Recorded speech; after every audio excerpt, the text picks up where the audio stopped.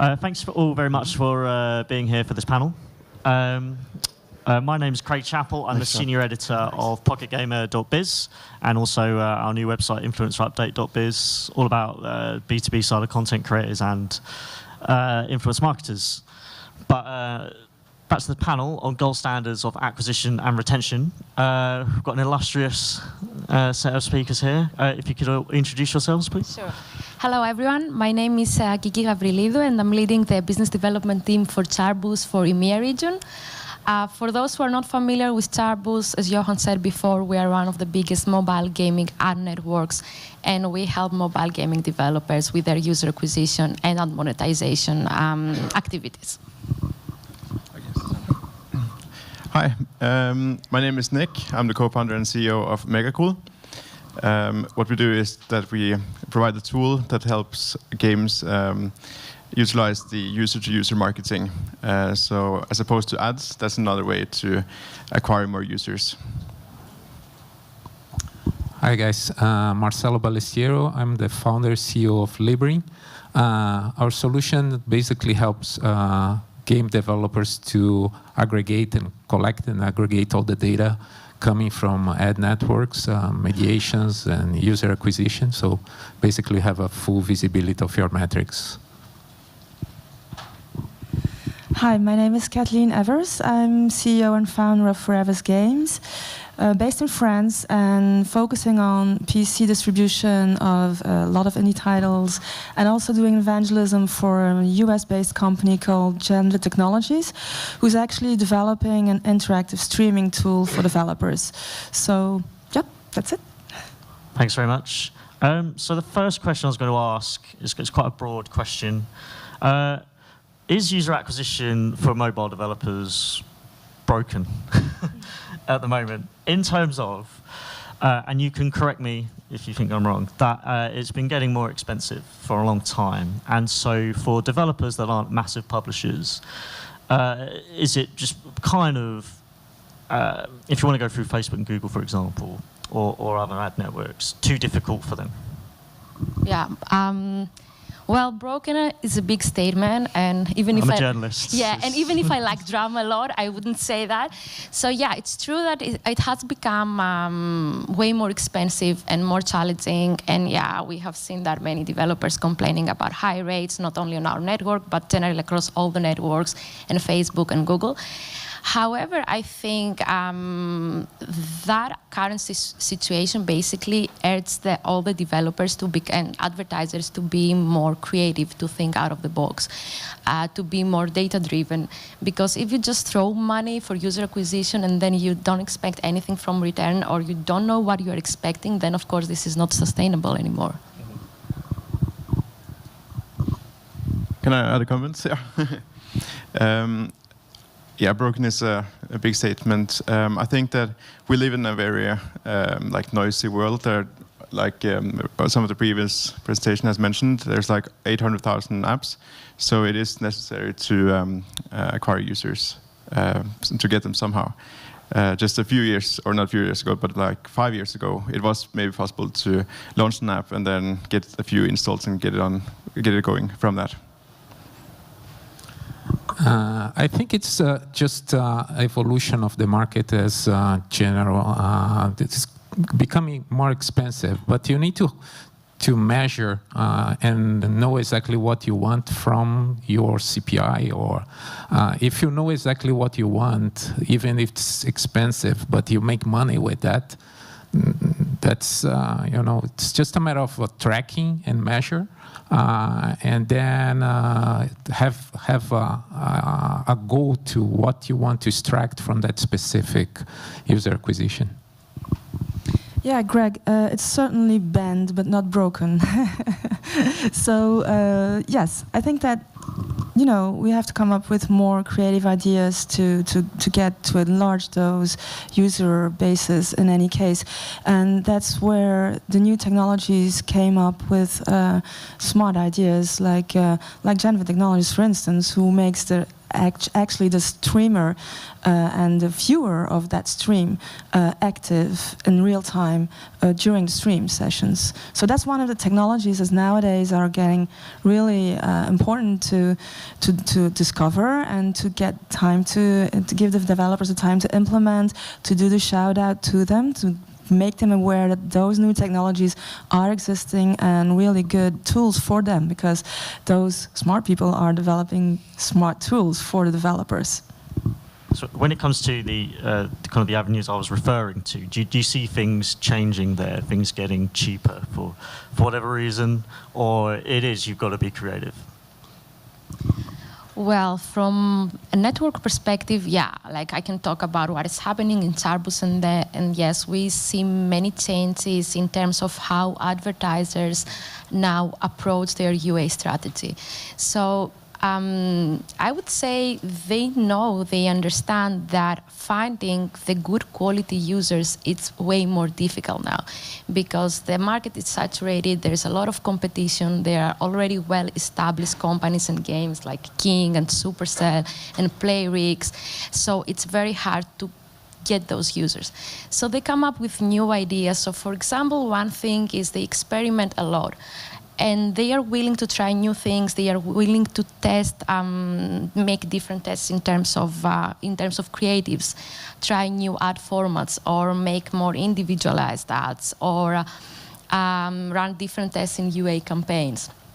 And the trend that we see more often nowadays is like advertisers now are very well aware of how publishers are managing their waterfall.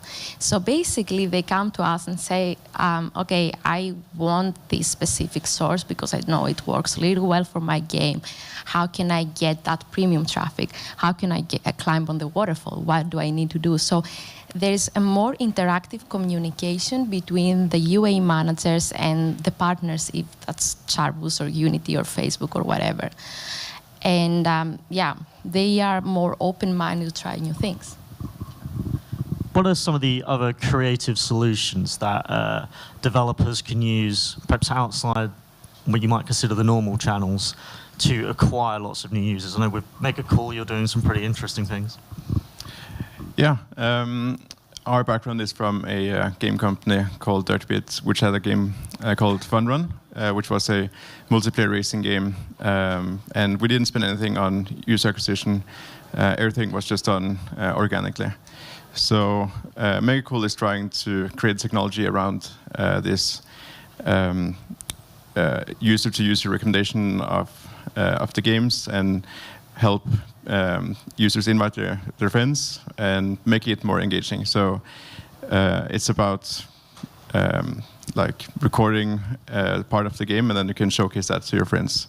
So there are a lot of other creative ways. And from the first company that I started with, the game Fun Run, to just get it started, we actually did some other creative things to acquire users, which was, it was during college. We set up this booth in the middle of the college, and then we handed out candy to every person that came by and said, you can get one if you download the game. And by just doing stuff like that, we got around 1,000 users. So it was a good way to just get started, and then you can like figure out how you can continue the acquisition. Sorry, did someone else want to? Anyway, and also you're doing interesting stuff with data that you were mentioning before. So if you could say something about that. Yes, basically in the user acquisition, we have seen some clients utilizing the playable ads. I think it's a very interesting way to show your game, and we see higher conversion on that. Although you need to be careful, because it doesn't really work in out of the tier 1 countries. It's very heavy, so be careful. You need to really understand where your audience or your users are, and try to understand it and see if it makes sense for you. But it's a good option for user acquisition. Yeah, it's not only about user acquisition, it's also about retaining them, right? That's, by the way, retention is very important. I think it's one of the most important details is not only to get them, but also to keep them. I mean, what do you do as a developer to keep your audience, to keep your gamers playing actually your game? What do you do? Do you get updates? Do you get new characters, new layovers, or whatever? I don't know. There's so many things that you can do to keep a game alive, even, I don't know, 3 months, 6 months, a year after a game is released. And that is very important as well. Because once you have your user bases established, you can always enlarge it through new updates, through whatever you can imagine. But you have to be creative again. And that's where actually sometimes developers go and create their game, they're very happy with it, and then they're so creative that they're already thinking about their next project. But what do you do to keep your first project alive? Because that's where you started, and that's, I mean, I work with a lot of indies, so obviously it's not like if it were a great company like EA or Blizzard or whatever, Square Enix. So those guys need to get the retention of the first projects really, really in a good shape, because otherwise it will go down the drain. Yeah, I want to add something here in terms of LTV, right? This basically it's very important as what's mentioned here. LTV is essential for you. So the retention, the longer you keep your users making money for you, the better, and it's going to be much simpler to keep them using your game, and instead of spending more money to get new users. So if you are not able to retain them, why do you spend money to get new ones? You know, so. Yeah, quick addition here as well. A question that game developers can ask too is not only what you can do to keep the users, but also why are users coming back to your game. So figure out what the reasons are for them to return, and then you can try to use that and improve that experience. What are some of the best ways that you find to keep players coming back? Is it part of it that kind of feeds into acquisition, the social and shareability features? Because you're talking about influencers and you're talking about sharing GIFs. Is it a way that players can share and then also bring in new players? Is it putting the onus a bit on the player? Yeah, a good way to get users back is by making your friends asking you to come back to the game. So so the more engaging you can make that conversation, the better. So like showing some GIFs of bragging, or you can brag about some great moves you did, or an obstacle that you can't figure out, then that's a good way to communicate. Yeah, I mean, to keep, you have to keep your community alive.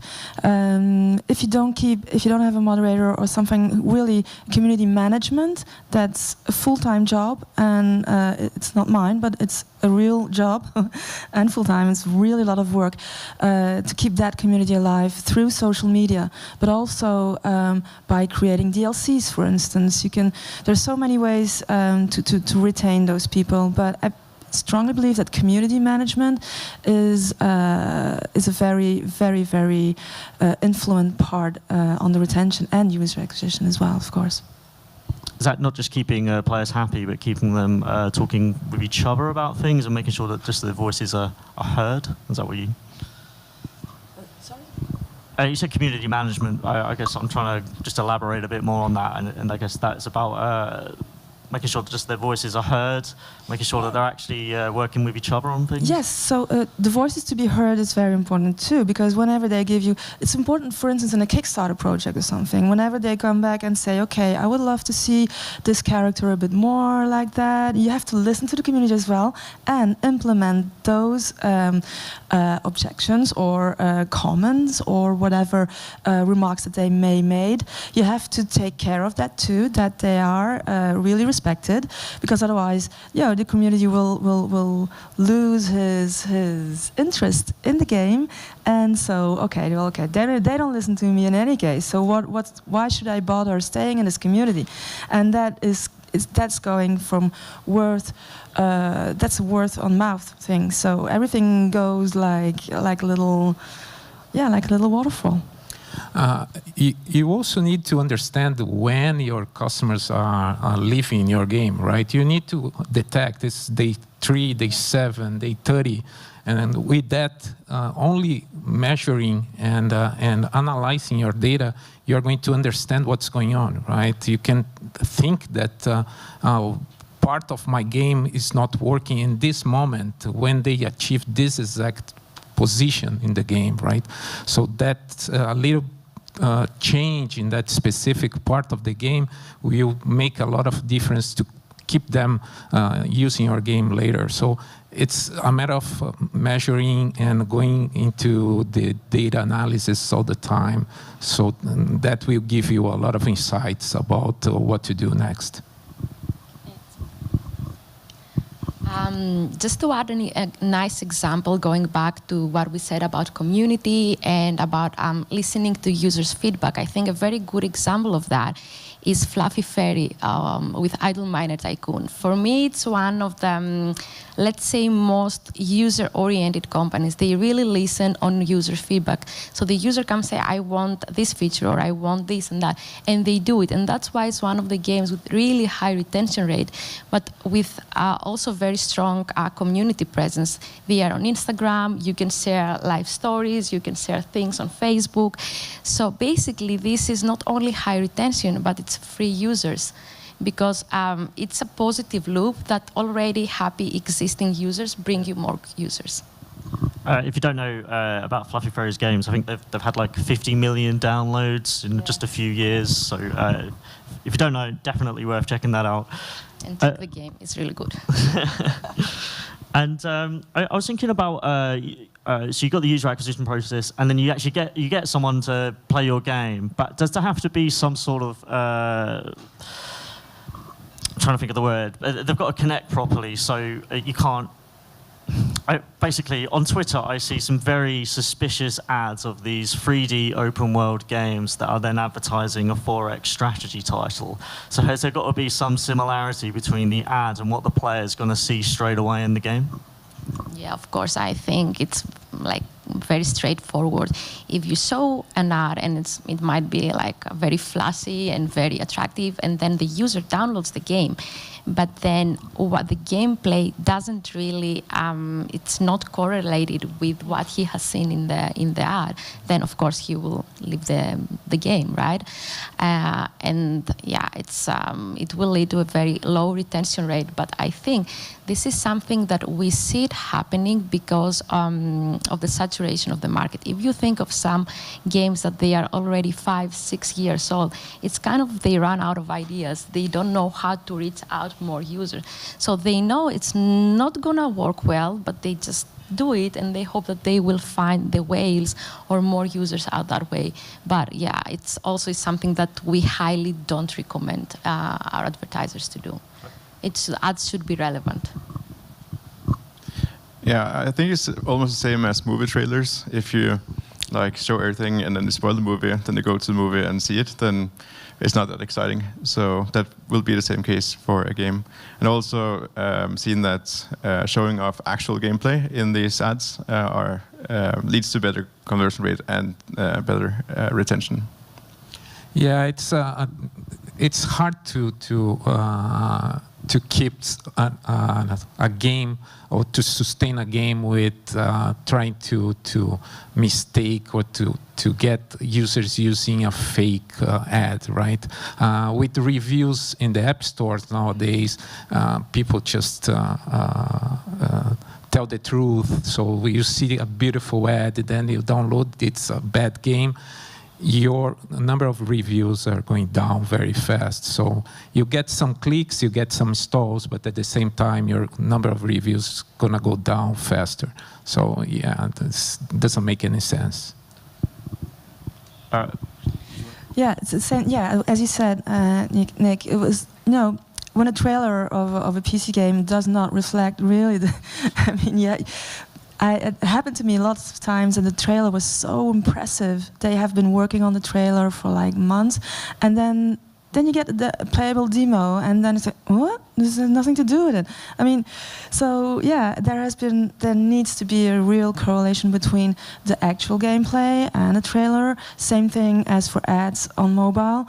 Reviews are, I think, the first thing that I look into personally is the number of reviews, and I read some good ones, some bad ones, but globally, if the reviews are good, then I might go and install the game. It might be on Steam, or it might be on Google Play, whatever platform you can prefer to play on. But it's globally true on all platforms, I think. What do you think are the most effective ad types that developers can be using? A lot's being made of playables at the moment, but is that the most effective way right now?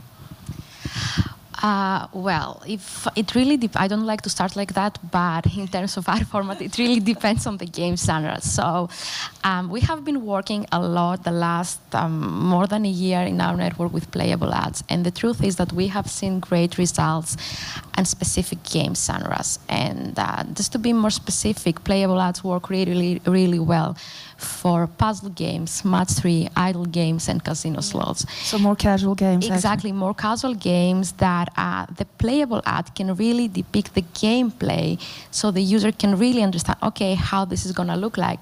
The user has the first interaction with the game, like he does that very small test, so he knows what to expect. And then conversion is very high, retention is very high. However, if you think about more mid-core and hardcore games, it's very hard in just a playable ad to show the gameplay.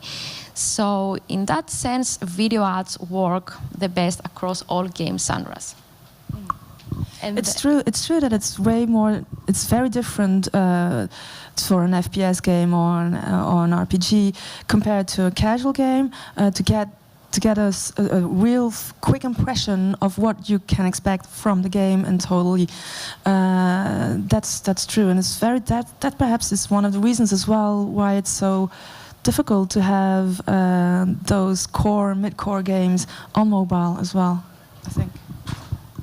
Yeah, sorry to go back to data again, but yes, in my job. So no, it's again, it depends on the genre. It depends on the type. We have up to 15 dimensions in our analysis, so it's depends on the OS or the region you are. So we have customers that they monetize a lot with banners yet, right? So it's if your game is a game that's running a simple thing, you don't need to spend a lot. Maybe just a small banner, you are able to get something.